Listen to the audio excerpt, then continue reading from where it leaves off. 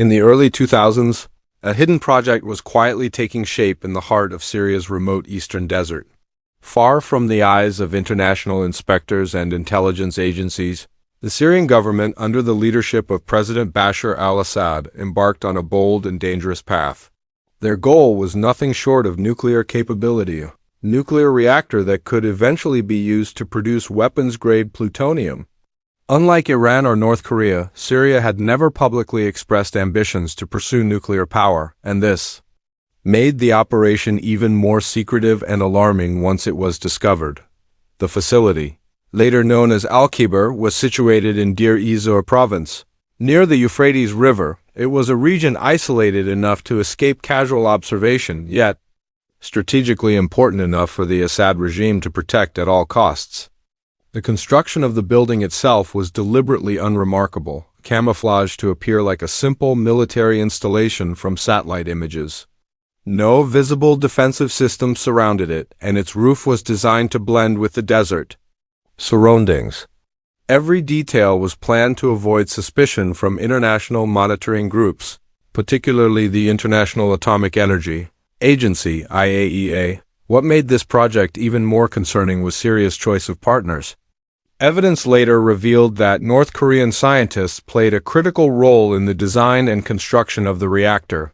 The structure's blueprints bore a striking resemblance to the North Korean Yongbyon reactor, which had been used to produce plutonium for nuclear weapons. North Korea's involvement suggested that Syria was not only pursuing nuclear technology, but was also learning directly from one of the world's most notorious nuclear states. Despite the elaborate secrecy, traces of unusual activity began to surface. Satellite imagery occasionally captured strange construction patterns at the Al-Kibar site, but at the time, it didn't trigger immediate alarm. Intelligence agencies were heavily focused on Iran's nuclear ambitions and the ongoing conflicts in Iraq and Afghanistan. Syria, a nation not previously associated with nuclear aspirations, was simply not seen as a priority threat in this domain. This allowed Assad's regime valuable time to advance the project without attracting critical attention. However, behind the scenes, a few regional intelligence networks, particularly Israel's Mossad, began to notice subtle anomalies. The urgency increased when informants on the ground started to report the presence of foreign technicians and engineers, speaking languages not commonly heard in Syria, specifically Korean. Still, without hard evidence, suspicions remained largely speculative, and no formal action could be justified. It wasn't until a remarkable stroke of luck or skill that the hidden truth was exposed. In early 2007, during a covert operation in Europe, Israeli agents managed to infiltrate the hotel room of a senior Syrian official. On his laptop were hundreds of files, detailed photographs of the reactor under construction, technical diagrams, and communications between Syrian and North Korean officials. These images left no doubt the structure in Deir ez-Zor was a nuclear reactor, and it was dangerously close to becoming operational. The discovery sent shockwaves through Israeli defense and political leadership. The reactor's resemblance to the North Korean model confirmed not only the nature of the facility but also the broader geopolitical implications. If Syria succeeded, it would change the balance of power in the Middle East overnight. A nuclear-armed Syria could embolden Hezbollah and other Iranian-backed groups, destabilizing an already volatile region and triggering a new and dangerous arms race. Israel's security doctrine, shaped by past conflicts, had always centered around preventing hostile states from acquiring weapons of mass destruction. This principle had previously led to Operation Opera in 1981, when Israeli jets destroyed Iraq's Airstrike nuclear reactor. The newly discovered reactor in Syria was viewed through the same lens, a threat that could not be allowed to materialize. At this point, the clock was ticking. Intelligence estimates suggested that the reactor could become operational within months. Once operational, an airstrike would risk releasing deadly radioactive material, creating a humanitarian and environmental disaster. The window for safe action was closing rapidly. Israel needed to act before Syria could complete the reactor, Without alerting the world or giving Assad the opportunity to mount international pressure or military retaliation. In parallel, Israel engaged in urgent diplomatic talks with the United States, presenting the evidence and seeking American support for a potential operation. While the Bush administration recognized the gravity of the situation, Washington was hesitant to engage directly. The Iraq War had already damaged U.S. credibility, and opening another front in Syria was politically untenable. Nevertheless, American officials gave Israel a cautious green light. The U.S. would not interfere if Israel decided to neutralize the threat. As Israel's military and intelligence leadership began to plan what would become known as Operation Orchard, secrecy was paramount. The operation had to be flawless, silent, and deniable. If something went wrong, the consequences could spark a full-scale regional war. For now, the world remained unaware that in the quiet Syrian desert, a hidden reactor was nearing completion. One that, if left unchecked, could have rewritten the future of the Middle East. The discovery of Syria's secret reactor set into motion a chain of events that would culminate in one of the most precise and secretive military operations in modern history. After Mossad agents secured undeniable evidence from the Syrian officials' laptop, Israel's leadership found itself at a crossroads. The intelligence left no room for doubt. Syria was closer than anyone had imagined to having a functional nuclear reactor, and time was running dangerously short inside Israeli defense circles. The revelation triggered immediate and urgent discussions. The photographs showed not just the building's exterior, but internal images of critical components, a clear match with North Korea's Yongbyon nuclear facility. The architectural similarities, the presence of coolant pipes, and the design of the reactor core pointed unmistakably to one conclusion.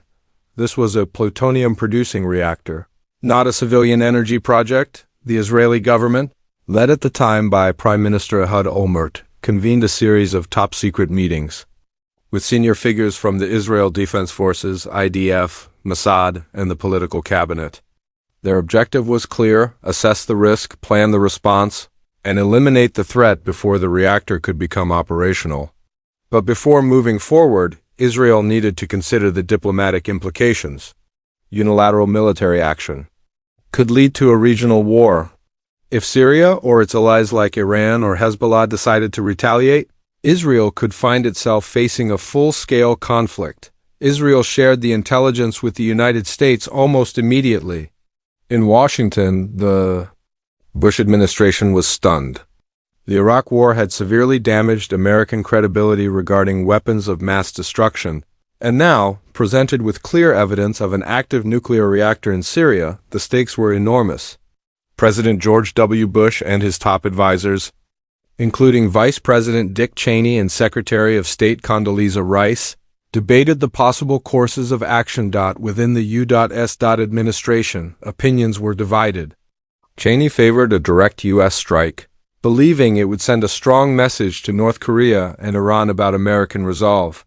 However, others warned against military action, fearing it could spiral into a broader war in the Middle East and damage delicate diplomatic efforts elsewhere. The United States was already stretched thin in Iraq and Afghanistan, and public support for another military engagement was extremely low. Ultimately, Washington decided against direct involvement. Instead, they signaled to Israel that if it chose to act, the U.S. would not stand in the way. This delicate balance allowed Israel the freedom to proceed without direct American participation, but with the understanding that the political consequences would be carefully managed behind the scenes, with the diplomatic groundwork laid. Israel's military planners moved into high gear. The operation would have to meet several critical objectives. It had to destroy the reactor completely, avoid detection during the mission, and leave behind as little evidence as possible to prevent an international crisis. Any proof that Israel had attacked Syria could pressure Damascus to retaliate or could lead to demands for UN investigations, something both Israel and the U.S. wanted to avoid. Israeli intelligence continued to monitor the Al-Kibr site closely. They noticed that construction was accelerating. It became clear that the window for action was rapidly narrowing. Once nuclear fuel was loaded into the reactor, any military strike risked catastrophic radiation fallout, endangering civilian populations and causing an environmental disaster. Therefore, the operation needed to be executed before the reactor became operational. At the same time, Israel worked to maintain absolute secrecy. Only a very small group of officials knew the full details. There were no leaks to the media, no public statements, and no signals of military buildup that might alert Syria or its allies. Even within the IDF, the pilots and crews selected for the mission were kept in the dark about their target until the very last moment. Planning for the mission involved the use of Israel's most advanced technologies. Special electronic warfare systems were prepared to jam Syrian radar and communications, allowing the jets to penetrate Syrian airspace without being detected. Pilots rehearsed in simulations designed to mimic the conditions they would face on the night of the strike. Meanwhile, Syria appeared unaware of how close it was to disaster. The Al-Kibr site continued its quiet construction, unguarded by anti-aircraft defenses, unshielded by international treaties, and hidden from the world's attention. President Assad and his advisors likely believed that their secrecy had succeeded.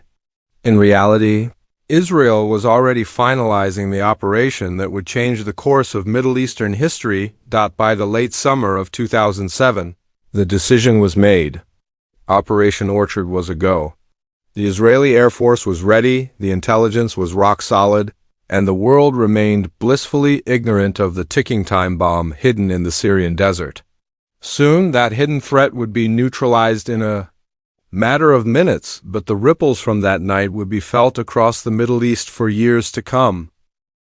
On the night of September 5, 2007, silence blanketed the Syrian desert. In the darkness above, a squadron of Israeli fighter jets streaked across the sky, invisible to Syrian radar.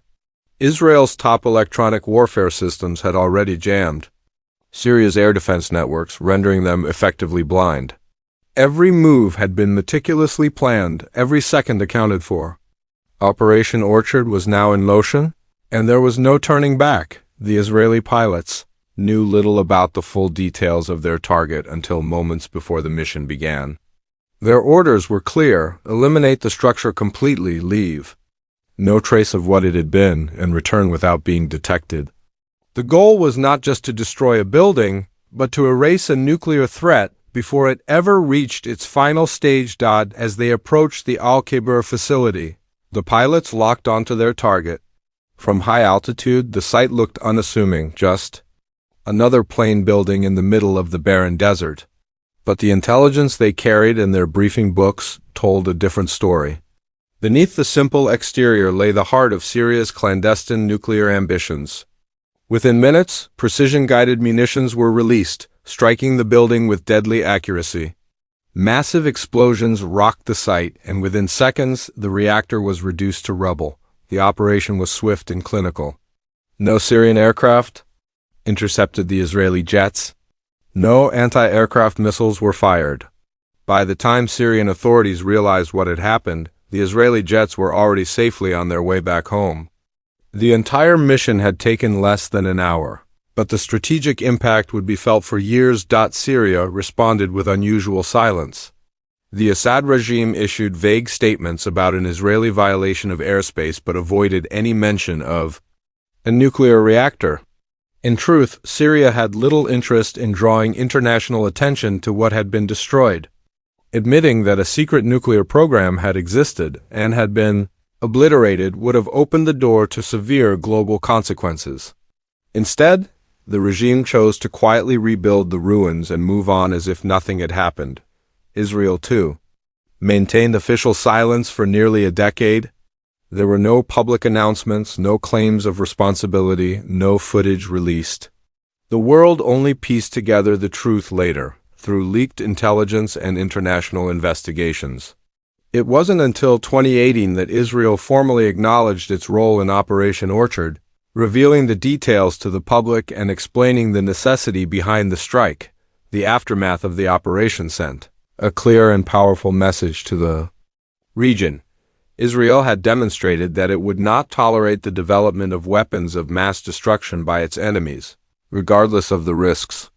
The destruction of the Al-Kibr reactor not only neutralized a direct threat, but also reinforced Israel's doctrine of preemptive action, known historically as the Begin Doctrine, first applied in the 1981 strike on Iraq's Airstrike reactor. For Syria, the loss of the Al-Kibr facility was a devastating setback. Years of secret collaboration, millions of dollars in investment, and the hopes of gaining a strategic nuclear deterrent were wiped away in a single night. For North Korea, it was a public exposure of its willingness to proliferate nuclear technology despite international sanctions. And for the wider Middle East, Operation Orchard served as a stark reminder that the balance of power in the region could shift in a matter of minutes. As we look back today, Operation Orchard stands as one of the most successful and least discussed military operations in modern history. A potential nuclear crisis was averted not through diplomacy or sanctions, but through a single, decisive action carried out with extraordinary precision and secrecy. If you found this story eye-opening and want to uncover more hidden operations and secret histories that shaped our world, don't forget to like, subscribe, and share this video. Your support helps us bring more incredible real-world stories straight to you. See you in the next one.